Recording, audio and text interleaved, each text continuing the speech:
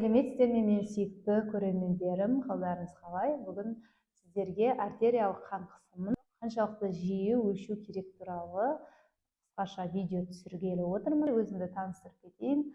Жаңа оқырмандарға есімім Ұлбосын Леспекқызы, кардиолог, диагноз дәрігер. Қан қысымын қаншалықты жиі өлшеп тұру керек? Қан қысымының 120/80 мм сынап бағанасынан төмен болса, жылына бір рет өлшеп отырған абзалырақ.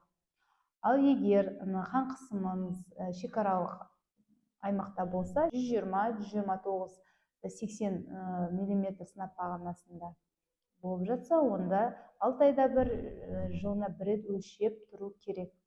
Енді тағы қан қысымы жоғары және қауіп факторы бар науқастарда қан қысымын үй жағдайында өлшеп отыру керек және дәрігердің тағайындауы бойынша өлшеп отыру керек. Үй жағдайында күнделікті күнде бақылап отыруымыз керек және дәрігердің тағайындауы бойынша негізі кардиологтар мен өзім де кеңес беремін. Күніне 2 мезгіл, таңертең және кешке гипотензивті препараттарды ішер алдында және ішіп болғаннан кейін жарты сағаттан кейін өлшеп бақылауда ұстау керек қан қысымын. Соңғы айтатыным, 40 жастан асқан науқастарда, яғни симптом болмаса да, жылына кем дегенде бір рет өлшеп бақылауда ұстау керек қан қысымын.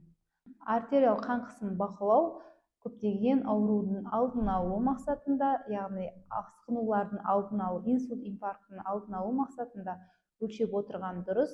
Және егер сіздерде қан қысымы жоғарылығы байқалған болса, онда міндетті түрде учаскелік дәрігерлеріңізге барып, кардиологқа жазылып, өз денсаулықтарыңызға мұқият болғандарыңызды. Жоғары қан қысымымен ойнауға болмайды, өйткені олардың асқынулары өте ауыр, мүгедектікке және адам өліміне алып келеді. Сондықтан денсаулықтарыңызға мән беріңіздер.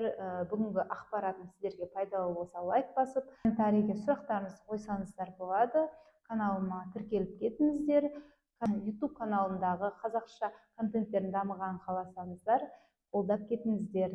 Келесі видеода жолыққанша аман есен болыңыздар.